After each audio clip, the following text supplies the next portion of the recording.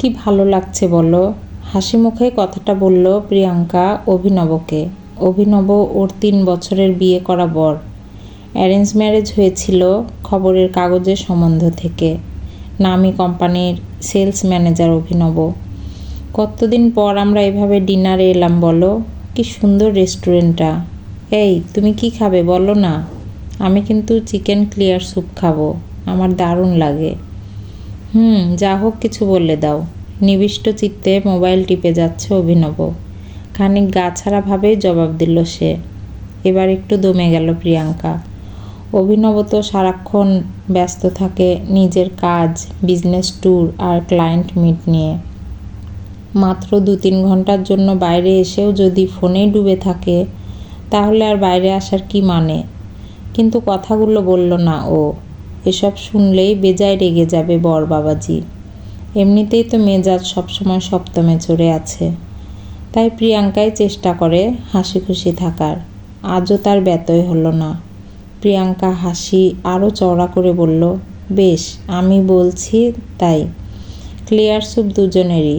আর main course কি খাবে বলো না। বললাম তো, যা হোক কিছু বললে দাও, রুক্ষ স্বরে বলল অভিনব। মুখে একরাশ বিরক্তি। মোবাইল টিপেই যাচ্ছে অনবরত। তাহলে ফ্রাইড রাইস আর মাঞ্চুরিয়ান চিকেন বলি। একটু কুণ্ঠিত এবার প্রিয়াঙ্কার স্বর। অভিনব কোনো উত্তর দিল না।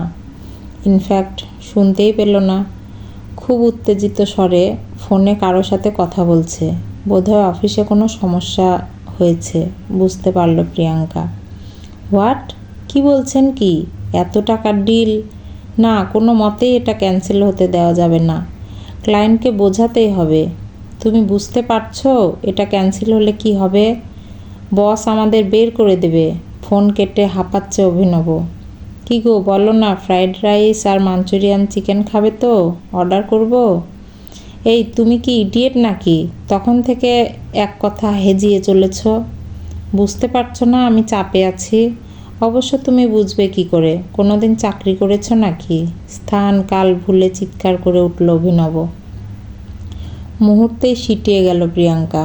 কোনো ক্রমে বলল, না মানে আসলে অর্ডার নিতে তো ওয়েটার চলে আসছে বারবার, তাই জন্যই। জানো কি হয়েছে? একটা বিরাট টাকার ডিল ক্যান্সেল হতে বসেছে। এই বড় ক্ষতিটা কোম্পানিতে হলে আমার চাকরি নিয়ে টানাটানি হয়ে যেতে পারে। সে কি? কিন্তু প্রিয়াঙ্কা কথা শেষ হলো না। তার আগেই দাঁত খিচিয়ে মুখ ঝামটা দিয়ে বলে উঠল অভিনব, দূর, কাকে বলছি? তোমার সাথে কেন যে এসব বলতে যাই? তোমার জন্যই তো হলো সব কিছু। আমার জন্য? মানে আমি কি করলাম? কথাটা বলতে গিয়ে গলা বুজে এলো প্রিয়াঙ্কার। ভীষণ কান্না পাচ্ছে। সব ব্যাপারেই অভিনব ওকেই অভিযোগ করে, দোষী বানায়। এটাই যেন স্বভাব হয়ে গেছে মানুষটার। প্রিয়াঙ্কার কোনো দোষ থাক বা না থাক, অভিযুক্ত তাকে হতেই হবে। এটাই যেন নিয়ম। ওকে দোষ দিয়ে যেন এক অদ্ভুত শ্লাঘা অনুভব করে ওর স্বামী। তোমার জন্য ছাড়া আর কি?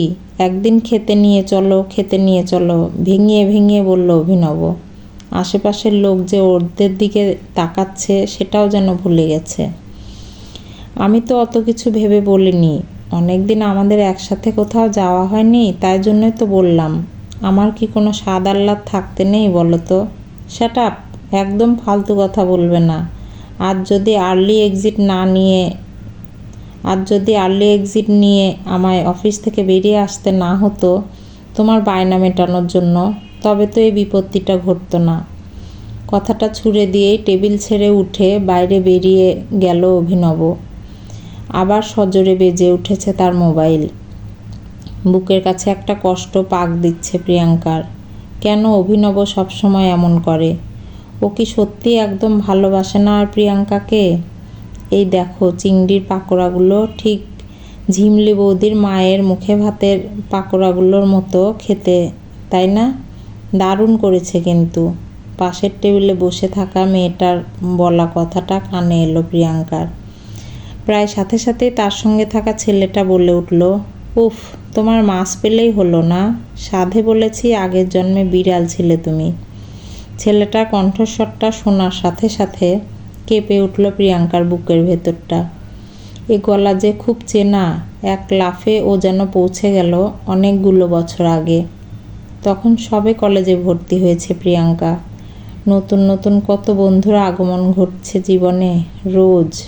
কি ভালো লাগতো কলেজ লাইফের প্রতিটা দিন। আর এই কলেজ জীবনেই ওর সব থেকে ভালো বন্ধু ছিল গৌরব। ওদেরই ব্যাচমেট, একই ডিপার্টমেন্ট, সংস্কৃত অনার্স। ভীষণ মনের মিল হতো ওদের। পছন্দের খাবার এক, পছন্দের সিনেমা এক, পছন্দের বই এক। আর সবচেয়ে বড় কথা হলো গৌরব ছিল এক অদ্ভুত ম্যাজিশিয়ান। প্রিয়াঙ্কার মনের যে কোনো কথা কিভাবে যেন টের পেয়ে যেত সে। ও কিছু বলার আগেই প্রিয়াঙ্কা বুঝতে পারছিল আস্তে আস্তে ওই ছেলেটা ওর মনের সবটুকু চুরি করে নিচ্ছে। মনের মধ্যে সবসময় চলতে থাকে সব চিন্তা ওই একজনকে নিয়েই। আর ওই ছেলেটার মনেও যে ওকে নিয়ে অনেক ভাবনা বুদবুদ ছড়ায় তাও বেশ বুঝতো প্রিয়াঙ্কা। না, ওর বোঝায় সত্যি কোনো ভুল ছিল না। সেটা গৌরব নিজেই প্রমাণ করে দিয়েছে একদিন। তখন ওরা থার্ড ইয়ার। সে বছর কলেজ ফেস্টের দিন আচমকা প্রপোজ করেছিল ওকে ছেলেটা। হাতে গোলাপ নিয়ে সকলের সামনে হাঁটু গেড়ে বসেছিল। প্রিয়াঙ্কা, আমি খুব ভালোবাসি তোকে। আমি জানি তুইও ভালোবাসিস আমায়। সারা জীবন আমার সাথে থাকবি তো? বন্ধুরা হাততালি দিয়ে উঠেছিল উল্লাসে। আর গৌরব দু চোখের তারায় অপার প্রেম সাজিয়ে তাকিয়েছিল প্রিয়াঙ্কার দিকে। কিন্তু প্রিয়াঙ্কা কোনো উত্তর দেয়নি। এক ছুটে পালিয়ে গেছিল। সব বন্ধুরা সকৌতুকে বলেছিল, আরে প্রিয়া তো পুরো কনে বউয়ের মতো। লজ্জা পেয়ে গেল। কিন্তু গৌরবের ভুরুতে ভাঁজ পড়েছিল। এমনটা তো হবার কথা ছিল না। কেন এমন করলো সে?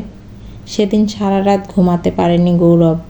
বারবার ইচ্ছে হয়েছিল তাকে একবার ফোন করে জিজ্ঞাসা করতে, কেন এমন করলি? কেন সকলের সামনে ছোট করে দিলে আমায়? কিন্তু কিছুই করেনি ও। কেবল পরের দিন প্রিয়াঙ্কা কলেজে আসতেই ওকে টেনে নিয়ে গেছিল কলেজ সংলগ্ন নির্জন ঝিল পাড়ে।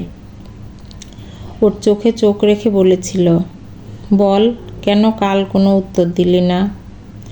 কারণ আমি তোকে ওরকম চোখে কোনো দিনই দেখিনি। তুই শুধুই আমার ভালো বন্ধু। মিথ্যা কথা, মিথ্যা বলছিস তুই। আমার চোখে চোখ রেখে বল, তুই আমার ভালো বন্ধু, ভালোবাসা নোস। প্রিয়াঙ্কা চোখে চোখ রেখে বলেছিল, তুই মিথ্যাবাদী। আমি তোর মন পড়তে পারি। আমি জানি তুই আমায় ভালোবাসিস। তাহলে কেন মিথ্যা বলছিস এভাবে? আমি তোর চোখ দেখে ধরে ফেলতে পারি কোনটা তোর মিথ্যা কথা। পুরুষের না কাদার নিয়ম ভেঙেই কেঁদে ফেলেছিল গৌরব। প্রিয়াঙ্কা কোনো উত্তর দেয়নি, শুধু সরে গেছিল ওর সামনে থেকে। আসলে সত্যি ও মিথ্যা কথা বলেছিল। গৌরব ওর ভালো লাগার মানুষ হলেও সেদিন সে কথা অস্বীকার করেছিল ও জেনে বুঝেই। মন বারবার বলছিল, গৌরবকে ফিরিয়ে দিস না প্রিয়া, ও যে তোর প্রাণের আরাম। কিন্তু মস্তিষ্ক বলেছিল, ওর সাথে প্রেম করে কোনো লাভ নেই প্রিয়া, চাকরির বাজার কঠিন। এর মধ্যে এমন সাদামাটা ছেলে, মধ্যবিত্ত পরিবারের সন্তান, তার পক্ষে কি প্রতিষ্ঠিত হওয়া আদৌ সহজ হবে? মনে তো হয় না। ওকে স্ট্রাগল করতে হবে অনেক। আর ওর স্ট্রাগলের সাথে নিজেকে জড়ালে তোকেও অনেক ভুগতে হবে। তোর বাবা মা ওকে কোনো দিনই মানবে না। পরিবারের সাথে সংঘাত, ভালো সম্বন্ধ উপেক্ষা, এসবের পরেও কি নিশ্চিত তুই যে গৌরব তোর হবেই? যদিও কোনো দিন চাকরি না পায়, কি ভবিষ্যৎ হবে তাহলে এই ভালোবাসার? সব তো অর্থহীন হয়ে যাবে। মন আর মস্তিষ্কের দ্বন্দ্বে সেদিন মস্তিষ্কই জিতে গেছিল। আর সেজন্যই ভালোবাসলেও ছেলেটাকে ফিরিয়ে দিয়েছিল ও। আর সেও এক বুক অভিমান নিয়ে চিরতরে সরে গেছিল। প্রিয়াঙ্কা, কেমন আছিস? গৌরবের ডাকে ভাবনার বুননটা ছিঁড়ে গেল যেন আচমকা। কখন যেন সে চলে এসেছে ওর টেবিলের সামনে। পাশে ওই মেয়েটা, শ্যামবর্ণ, ঢলঢলে মুখ, মাথায় চওড়া সিঁদুর, হাতে শাখা পলা নোয়া। ভালো আছি, তোরা এখানে? শুকনো হাসল প্রিয়াঙ্কা। আসলে আজ আমার জন্মদিন তো, তাই নিয়ে এলো ও জোর করে। আমি বারবার বললাম এত খরচের দরকার নেই। ঝকঝকে হাসছে মেয়েটা। বাহ, ভালো তো, শুভ জন্মদিন। গৌরব, তুই কি করছিস আজকাল? এবার মেয়েটার দিক থেকে দৃষ্টি সরিয়ে নিজের প্রাক্তনের চোখে চোখ রাখল প্রিয়াঙ্কা। তেমন কিছুই না, একটা বেসরকারি স্কুলে পড়াই আর গুচ্ছের প্রাইভেট টিউশন। বাহ বাহ, তোর খবরও পাই। তোর কর্তা তো খুব বড় কোম্পানির সেলস ম্যানেজার। বিশাল বড় ব্যাপার। আমার মতো আতিপাতি মানুষ তো আর নন তিনি। আমাদের তো ভাই ছাপোষা জীবন, মধ্যবিত্ত লাইফ। বছরে একবার কি বড়জোর দুবার এসব হোটেল মোটেলে খেতে আসা হয়। এই তুমি চুপ করো তো, তোমারই বা কী কম ব্যাপার। জানো প্রিয়াঙ্কাদি, এই ছেলেটা না এরকমই, নিজের চেষ্টায় টাকা জমিয়ে সেকেন্ড হ্যান্ড গাড়ি কিনেছে।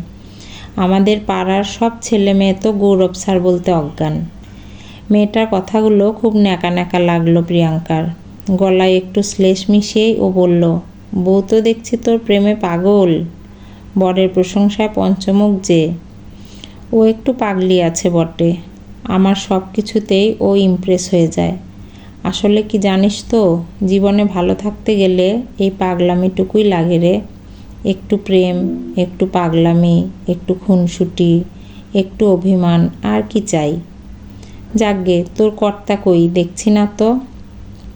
উফ, ওর তো বিরাট ব্যাপার, সব সময় কল মিটিং।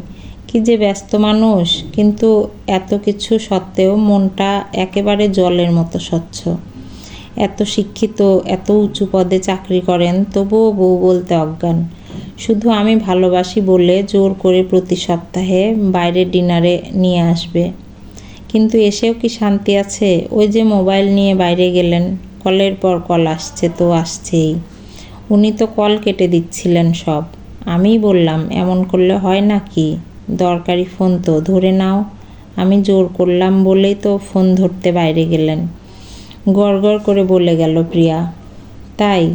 ভালো তো, এমন হলেই তো ভালো। আচ্ছা, আজ চলি রে, ভালো থাকিস। গৌরব সরে গেল বউকে নিয়ে। নিজেদের টেবিলে ফিরে গেছে ওরা। হাসছে, গল্প করছে নিজেদের মধ্যে। জুড়িয়ে যাওয়া ক্লিয়ার স্যুপের দিকে তাকিয়ে একদৃষ্টে প্রিয়াঙ্কা দেখছিল ওদের। ওর কানে অনুরণন হচ্ছে গৌরবের একটা কথা।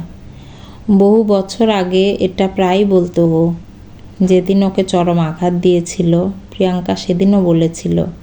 সে কথাটাই যেন মাথার মধ্যে ঝমঝম করে বাজছে। তুই মিথ্যা বলছিস। আমি তোর চোখ দেখে ধরে ফেলতে পারি কোনটা তোর সত্যি কথা, কোনটা মিথ্যা। গল্পের নাম মিথ্যা কথা, কলমে পল্লবী সেনগুপ্ত, কণ্ঠে লাবণী সাহা।